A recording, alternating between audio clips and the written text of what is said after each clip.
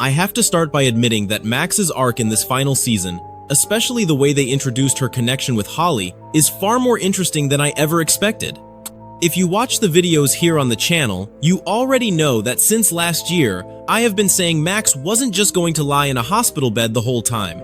Sure, in the real world, she is in that bed for a big chunk of the season, even past the halfway point.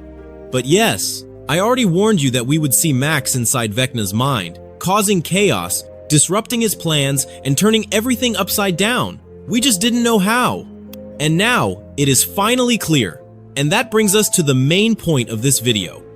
First, let's talk about the clue that tells us which episode her escape is going to happen in. In that moment with Holly, we hear Holly name the place Camazotz. Exactly.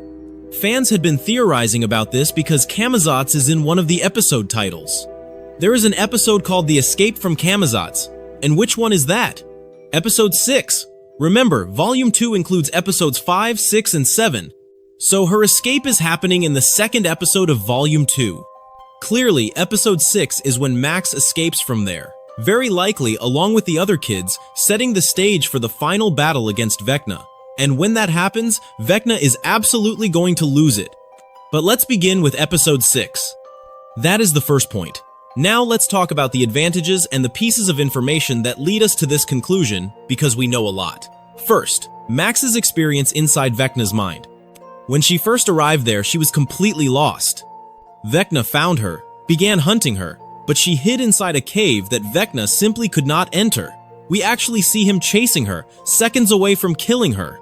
But when he reaches the cave entrance, he stops.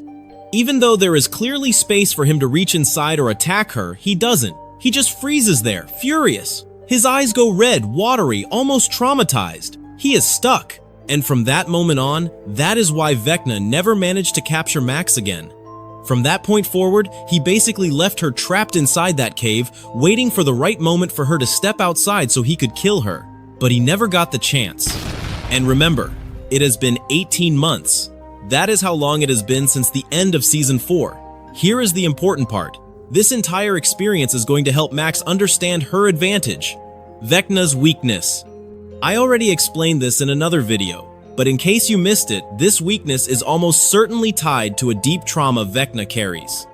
In the Broadway play Stranger Things: The First Shadow, which is canon and written by the Duffers, it is revealed that Henry Creel's very first experience with supernatural powers happened when he was a child in Nevada. He entered a cave, and inside that cave, he crossed into Dimension X for the very first time. This makes the cave the symbol of the most traumatic moment of his life, his first contact with something beyond our world. We still don't know all the details or exactly how the show will present this trauma, but it is almost guaranteed they will bring this back in Season 5. We are very likely going to see scenes of young Henry in Dimension X, expanding on what the play showed us, and giving us the full story of why that cave is his biggest weakness. And that is exactly where Max's advantage comes in. That cave, it has to be used. If she has discovered a weak spot, she is going to exploit it and then hand that advantage off to the rest of the team. Ideally, and I am not saying this is guaranteed, but it would be the cleanest play, Max could open a new portal from inside the cave. If she can do that, she could gather the kids who have been pulled in and funnel them to that safe spot. That is the route that makes the most sense right now. Remember how Volume 1 ended? Vecna's forces, the Demogorgons, were dragging kids away. Some were taken from the military base, others from the truck Robin was protecting. All signs point to them being brought to the same place where Vecna is holding Holly. The Demogorgons probably enter the Upside Down, go through the barrier, cross into Dimension X, and drop the kids off there. Then those kids begin appearing inside Vecna's mindscape, just like Holly did. Vecna himself even mentions Derek in that mind conversation with Holly. The little details about what Derek likes to eat, the idea Derek will show up in that place later. It is all pointing toward the kids manifesting in Vecna's inner world, either in the Creel house or some other mindscape connected to him. Basically, a space inside Vecna's head. So Max's job will be the same one she pulled off with Holly. Attract the kids and sabotage from the inside. But that strategy only works if she can get them to the cave. And to get them there, she needs a portal. Do we know how to open one? Not concretely. Nothing is confirmed yet. But don't forget, we just got a hint about how that might work. So take it slow. The pieces are being laid out, and that portal idea could be the key. In episode 1, during Mike's meeting with Holly at school, he gives her that Dungeons & Dragons figurine and calls her Holly the Heroic. He even describes her abilities: casting protective spells against evil forces and opening portals. Exactly.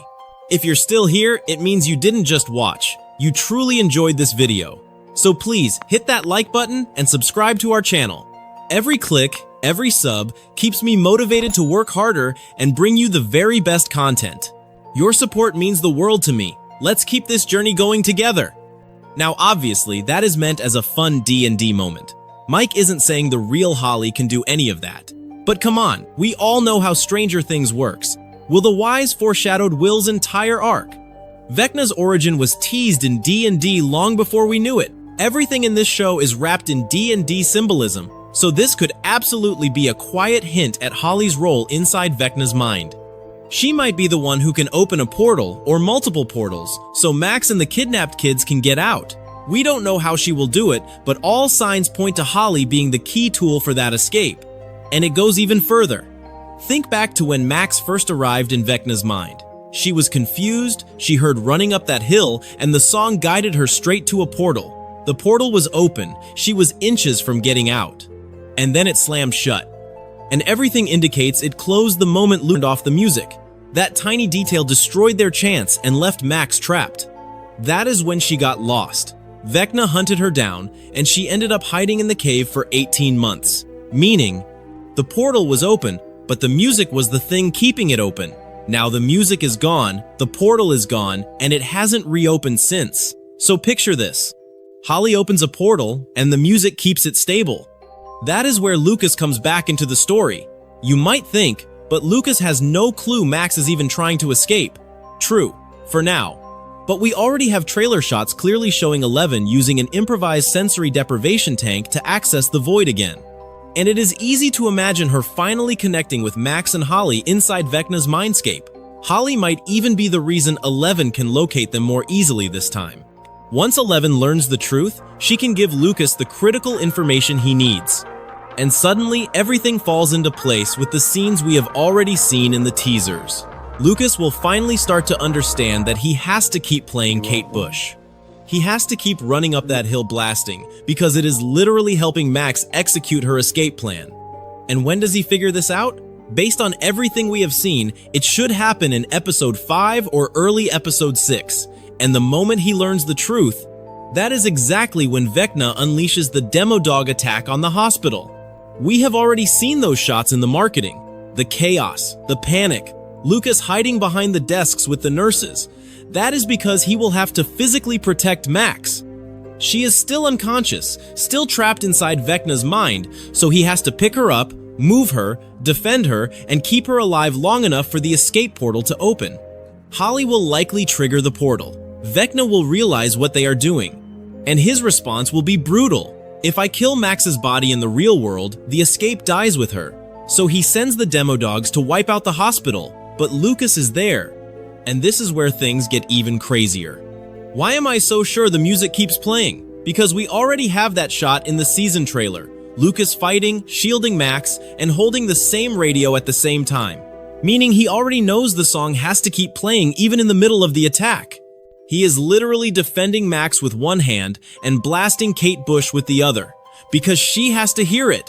That moment alone confirms Lucas has received the information he needs and that the portal is open or is about to open, and then we have the bigger clue. The one Netflix quietly dropped on TikTok. In one of the promotional Q&A videos with the cast, you can see Sadie Sink wearing Max's hospital clothes, the pale makeup, the whole look from her coma. And behind them is the WSQK Radio Station set. That means during filming, Max was in that same comatose state while on the WSQK set. So what does that tell us? It tells us that Lucas is going to get her out of the hospital alive and physically carry her all the way to WSQK. She will likely still be unconscious for a while, still wearing that outfit, still in that state, until she finally wakes up.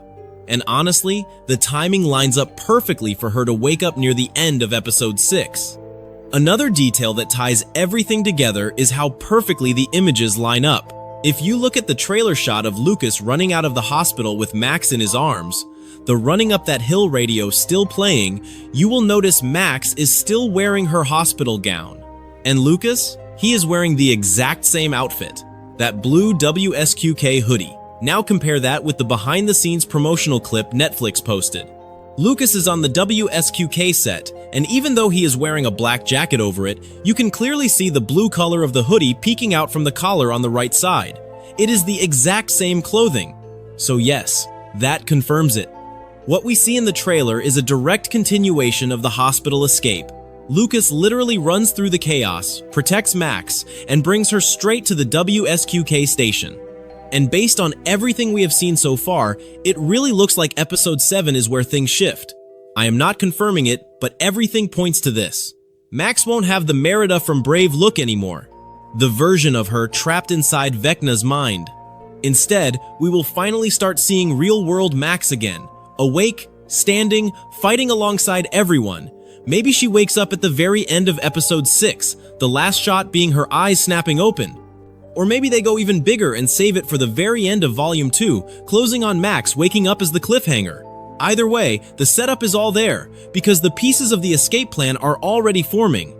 Holly will be the one who reopens the portal. Lucas will receive the crucial information, blast the music, and keep the portal stable long enough for Max to reach it. Max will use Vecna's biggest weakness, the cave, to strike from the inside and create her moment to escape.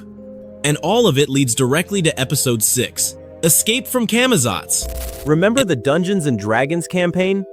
Eddie is introducing Vecna as the big bad, the monster they're facing. Vecna wipes out almost the entire party, but the last players alive get one final shot. They need insanely high rolls to even have a chance. First, Dustin tries. He rolls an 11. Clearly symbolizing 11, and it's not enough. He fails, and that fits perfectly. 11 can't beat Vecna alone. Then Erica steps in. And whether by fate or a deliberate reference, she's taking the place of her brother Lucas. The sister comes in to help. She rolls the die, and it lands on a 20, the exact number needed to defeat Vecna, and just like that, they win. Do you see the parallel now? 11 is the 11. Together with her sister 8, Callie, they total 19. But you still need one more number to hit 20. Who completes that? Will Byers. Add them together. 11, 8. And Will, who symbolically represents 1 since he now shares powers with 001. And you hit 20 exactly, the same number that defeats Vecna in Eddie's campaign. There is no way that's accidental. The Einstein-Rosen bridge theory that's blowing up right now. What I'm about to tell you next, I personally don't love because I want a completely different theory to happen, but I'm not gonna lie.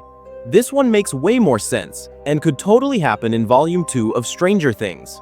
On social media, especially Facebook, one theory is gaining a ton of traction, and it has to do with the Einstein-Rosen bridge, which by the way, we literally got explained in episode 3 thanks to Mr. Clark. And remember, this teacher is one of the kids' favorite characters. Every time he shows up in past seasons, he's been key in giving them info that helps solve huge problems. Season 1. He explained parallel dimensions using a pen and a plate. Season 2. He told them how to disrupt a magnetic field with a huge amount of energy. Whenever he appears, he's guiding us toward where the plot is going, and this time won't be any different. So, an Einstein-Rosen bridge or wormhole is a theoretical solution to Einstein's general relativity equations. Hypothetically, it's a shortcut, a tunnel through space-time that could connect two very distant points in the universe, or even two different moments in time. That's basically what's happening in Hawkins. The Upside Down and the real world are connected by the same bridge. Here's the big problem though, these bridges are theoretically unstable. They would collapse almost instantly if even a single particle or photon tried to pass through. So how come the one we've seen in the show isn't unstable? And that's exactly where this crazy theory comes in. One of the most shocking theories for Volume 2 that's getting super popular says the reason Vecna took all those kids is to use them somehow to stabilize the unstable Einstein-Rosen bridge wormhole. According to a lot of fans, that instability is inside the Hawkins lab, and it's putting both universes, the real world and the Upside Down, at risk. That's why we see the kids locked in those cocoon-looking things that Will drew on the wall. Honestly, I'd personally prefer if they were gestating one giant creature because Nancy promised us a gigantic monster, but I'm not gonna deny this theory makes a lot of sense. And remember the trailer shots? We've already seen that weird matter that looks exactly like quantum instability or something, and it looks like it's going to expand because we also saw that scene where some kind of aura spreads across the entire upside-down sky. So yeah, all of this would be part of that instability that Vecna maybe wants to balance out using the kids.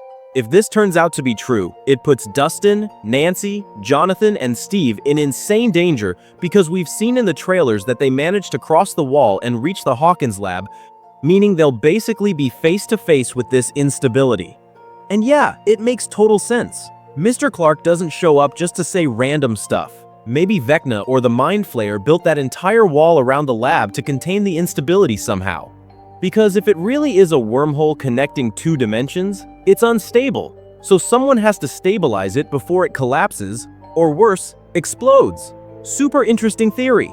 So tell me, does it convince you or not? It has really solid foundations if you ask me. And that's gonna wrap it up for today's video. If you enjoyed the breakdown, don't forget to drop a like, share it with your friends and fellow Stranger Things fans, and hit that subscribe button, plus ring the bell so you never miss an update from Explainverse.